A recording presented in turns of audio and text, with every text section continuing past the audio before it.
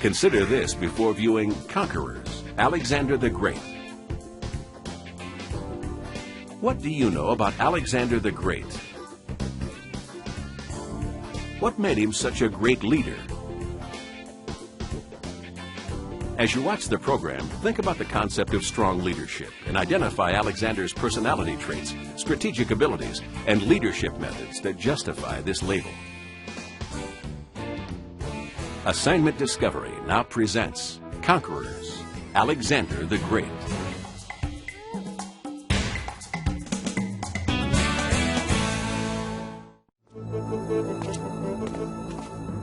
Out of the wilds of ancient Greece, a magnificent empire arose, the heroic vision of one man. In just 13 years, he swallowed up most of the Western world and pushed deep into uncharted territory. He crushed the mightiest powers on earth and was hailed a king, an emperor, even a god. The first true conqueror, Alexander the Great, paved the road to glory.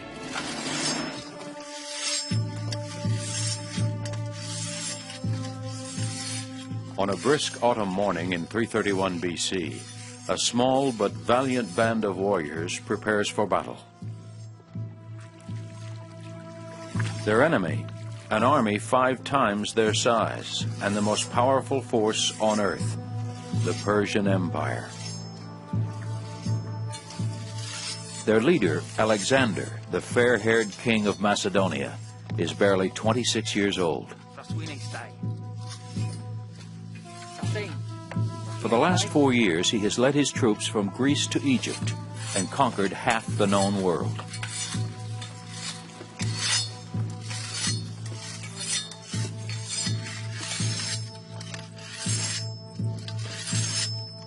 But today his men are uneasy.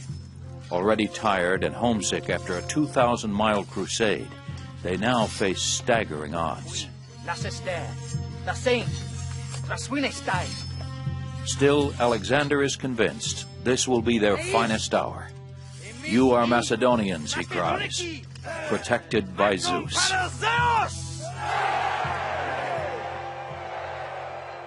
Alexander was born to conquer. The son of a warrior king, he is heir to a powerful throne.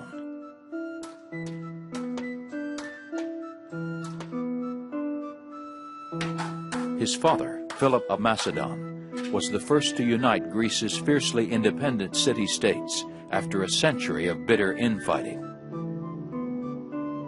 Alexander has to be tough enough to not only defend this new kingdom, but to avenge his country's honor. At his rugged outpost in Macedonia, Philip harbors a dream cherished by all Greeks.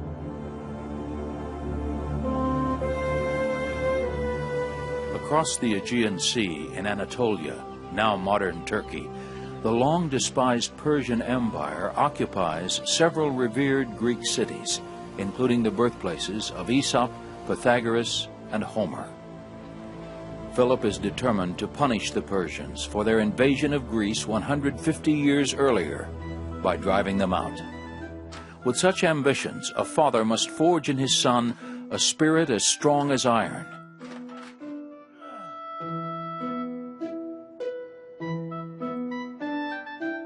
But Philip also knows that a ruler has to have brains as well as brawn. He brings none other than the celebrated philosopher Aristotle from Athens to teach Alexander how to observe, reason, and think ahead. His lessons will make Alexander the first great strategist in military history. But it's an epic poem that fires the boy's imagination. Homer's The Iliad, an account of the Trojan Wars, is mythology with a message. In it, the Greek hero Achilles wins a bloody victory over Hector at the city of Troy. But Achilles is no brute. After the battle, he shows compassion by returning the body of his dead foe to his father, King Priam. Might tempered by mercy is an idea not lost on the young Alexander. For the rest of his life, he will carry a copy of the Iliad wherever he goes. And Achilles, brave, fearless, the paragon of virtue, will become his role model and hero.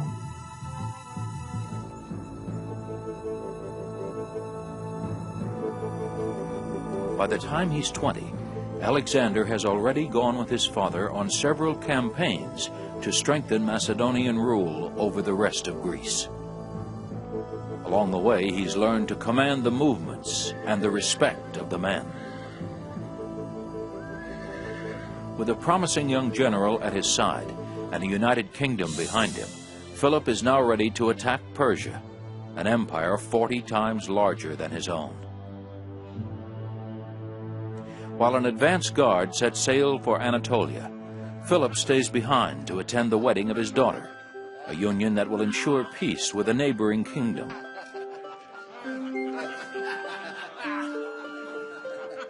On his way to the ceremony, Philip notices an old acquaintance, a former bodyguard.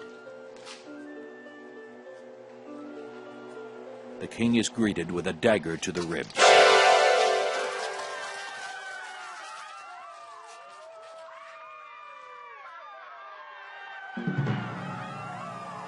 Quickly, soldiers surround the young prince to protect him. Others chase down the assassin and kill him. Only 21 years old when he ascends the throne in 336 BC, many question if Alexander has the stuff of warriors.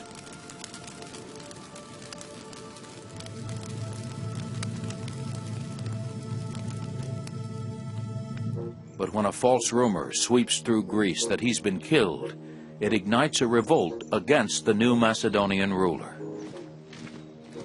As a warning to other Greeks, Alexander marches south to Thebes, the hotbed of the rebellion. There he strikes ruthlessly. The news spreads quickly. Alexander's conquest even reaches the oracle at Delphi, who declares him invincible. By the time Alexander arrives in Athens, no one dares oppose him. But instead of punishing his enemies, he offers them a proposition. If all of Greece will band together and provide him with soldiers, ships, and supplies, he will fulfill their dream and launch a war to liberate the Greek cities in Anatolia, occupied by the Persians.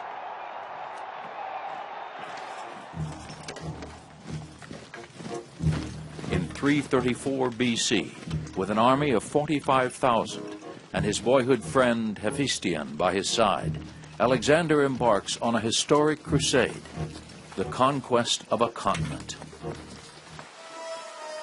To ensure the success of his heroic quest, Alexander makes a pilgrimage to the nearby ruins of the fallen city of Troy and the tomb of Achilles. To the Greek hero, he offers up prayers and gifts, but he takes something too: Achilles' shield for good luck in battle.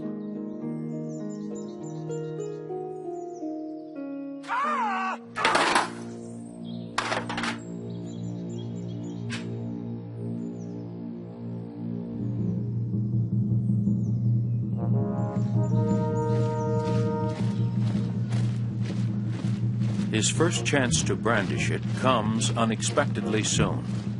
At the river Granicus, he spies the army of a local governor, 40,000 Persian troops. Fighting shoulder to shoulder with his men, Alexander plunges into the thick of the battle. An enemy axe even splits his helmet in two, but the Persians suffer far worse.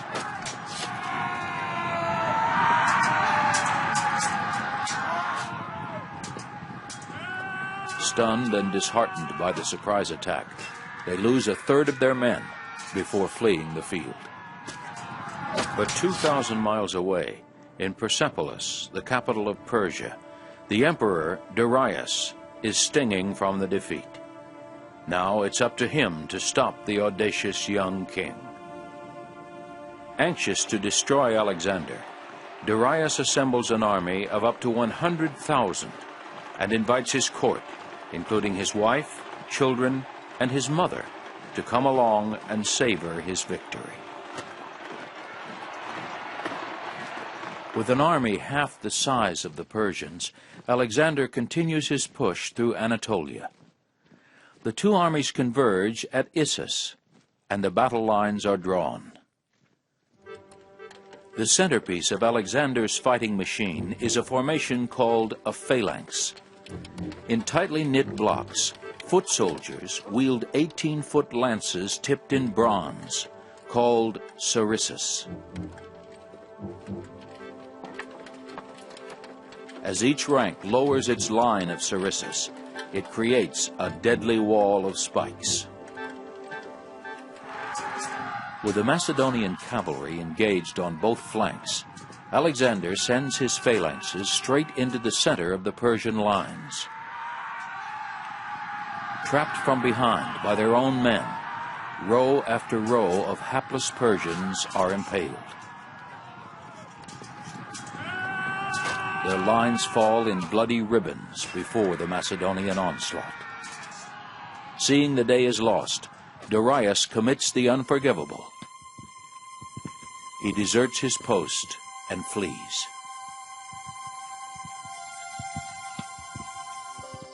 But the field is not the only thing the Persian king abandons. His family has also been left behind. His wife and mother throw themselves at the mercy of their conqueror, but they mistake the taller Hephaestion for the king. Alexander takes pity on the mother. He offers her a place in his entourage. In the days ahead, she personally takes charge of his food and comfort and becomes one of his most loyal subjects.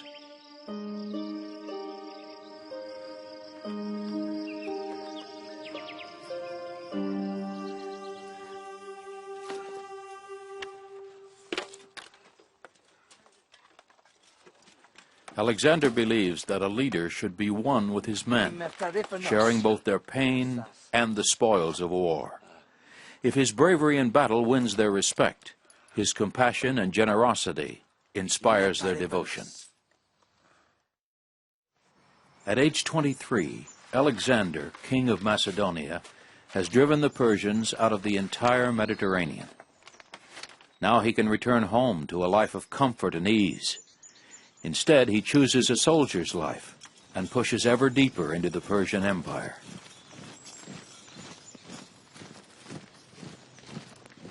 After the battle at Issus, Alexander traveled 500 miles along the coast, through Palestine, across the desert, and is now poised to take Egypt.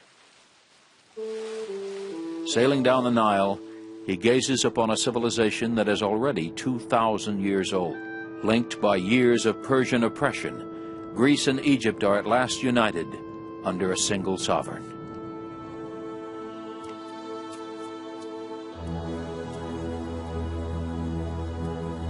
In 331 BC, at Memphis, Egypt's capital, Alexander is proclaimed pharaoh. Because his new subjects believe pharaohs are descended from gods, Alexander is regarded as divine.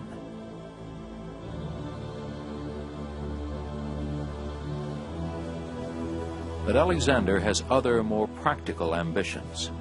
The Nile is the gateway to Africa. Here, where it flows into the Mediterranean, he will build a great city in the Greek style. He calls it Alexandria.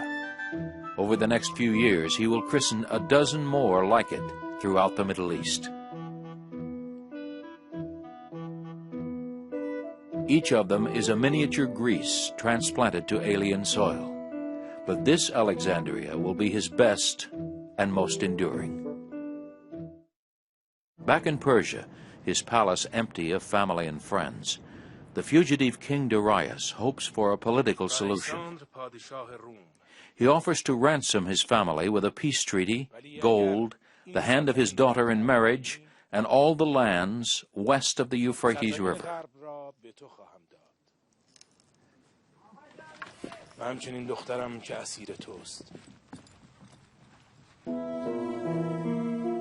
His offer is generous. The Greeks can return home conquering heroes with an empire stretching from the Balkans to Libya and as far east as the Euphrates. One of Alexander's most experienced generals, Parmenion, is delighted by the terms.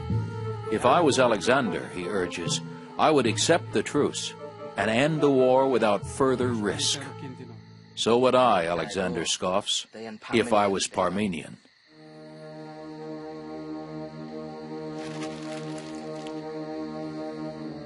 Many of his men begin to wonder if their leader has finally gone too far.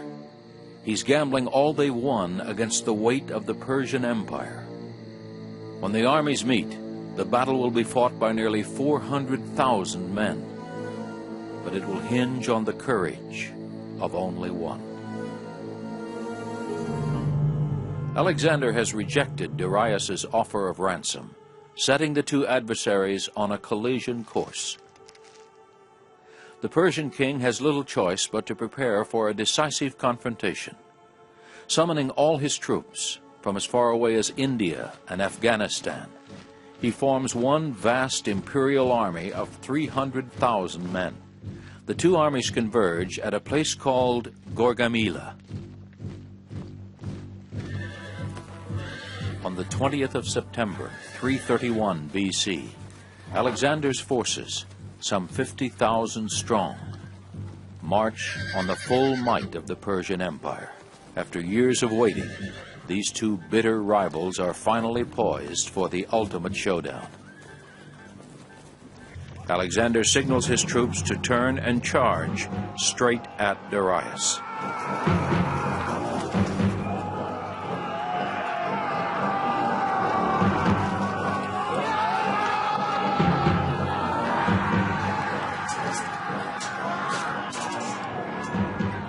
Realizing that he is in grave danger, Darius once again loses his nerve.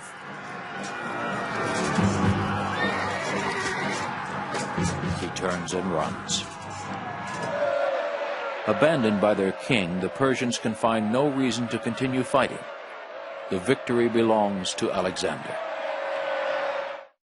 In the weeks following Gaugamela, Alexander marches to Babylon, then deep into Persia, to the great fortress city of Persepolis. At last he stands at the very heart of the empire that for more than a century has kept the Mediterranean under its yoke. But the civilization the Greeks scorn as barbaric is actually more advanced and sophisticated than their own. Before their eyes glitter magnificent palaces, ornate statuary, and gold. In Persepolis alone, Alexander reaps 120,000 talents of gold. In today's terms, about $60 billion. He gives much of it to his generals and the soldiers who marched with him all the way from Macedonia. Still, when the final accounting is done, he is the richest man in the world, probably the richest man in history.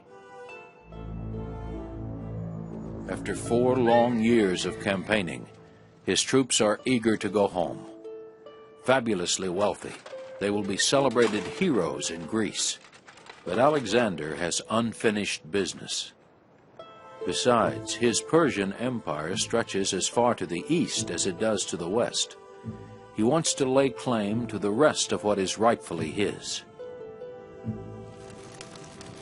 On the eve of the expedition, Alexander lets loose his final revenge on the Persians who sacked and torched Athens a century and a half ago.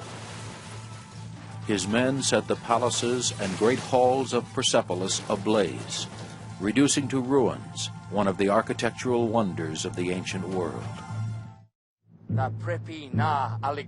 Alexander's conquest goes far beyond subjugation. He intends to colonize the East. Using the vast resources of his treasury, he builds 10 cities throughout Persia, Afghanistan, Turkestan, and India.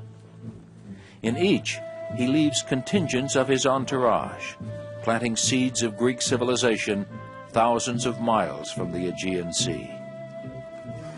His troops, now some 100,000 strong, meet little resistance. With no maps to guide them, the Macedonians are blind to the vastness that lies before them. Beyond the jungle awaits the unknown.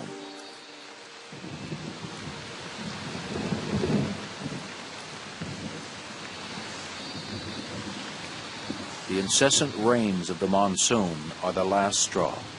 They refuse to go further.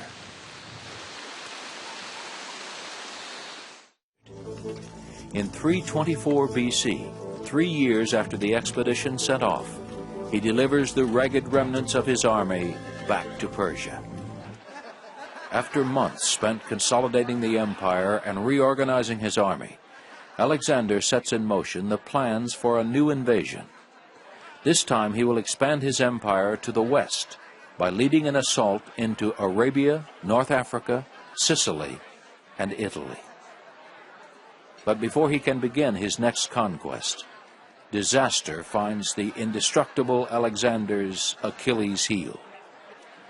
The man who has survived countless life-threatening battle wounds is struck down by a common disease, malaria.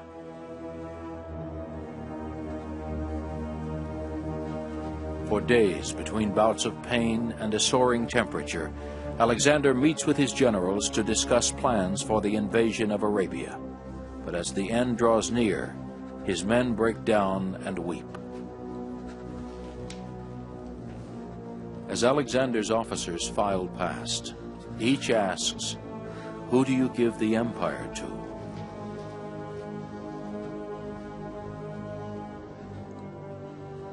The strongest is his enigmatic reply. But who among them could approach such genius and daring, or inspire such loyalty? Alexander died on June 10th, 323 BC. After 13 years of fighting, he had conquered 2 million square miles. But without his force of will and charisma to hold the empire together, it eventually began to crumble, torn apart by the squabbling of rival generals and petty kings.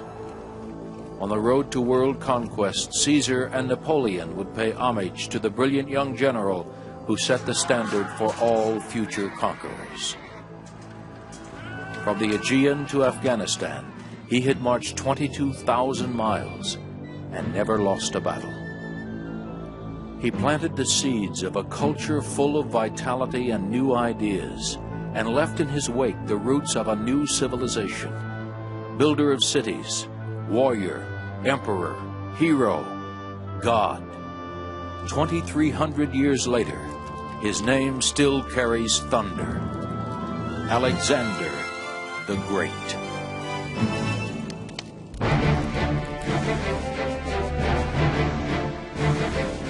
Keep watching.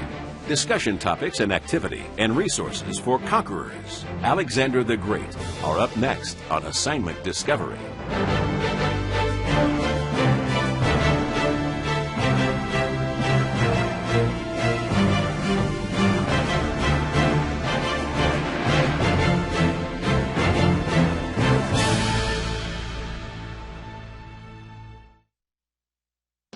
Now that you've seen Conquerors, Alexander the Great, talk about this.